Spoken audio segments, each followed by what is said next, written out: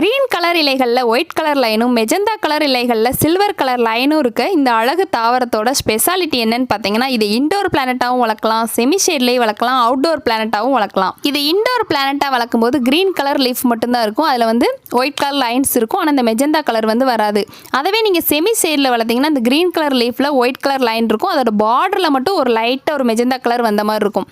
அதுவே இந்த மாதிரி அவுட்டோரில் வளர்த்திங்கன்னா மட்டும்தான் இதில் வந்து நல்ல ஒரு மெஜந்தா கலர் வரும். நடுவில் வந்து ஒரு சில்வர் கலர் மாதிரி வரும். அந்த சில்வர் கலர் பார்க்கும்போதே நமக்கு அப்படியே ஒரு ஜிகுனாலாம் பார்க்கும்போது அப்படியே மினுங்கும் பார்த்தீங்களா, அந்த மாதிரி ஒரு கிளிட்டரிங் ஷேடு கொடுக்கும். அது பார்க்கவே ரொம்ப அழகாக இருக்கும். அதனால தான் இது நிறைய வீட்டில் வந்து அழகு தாவரமாக வளர்க்குறாங்க. இந்த பிளான்ட்டோட name wandering Jew. Thanks for வாட்சிங். Be happy with nature.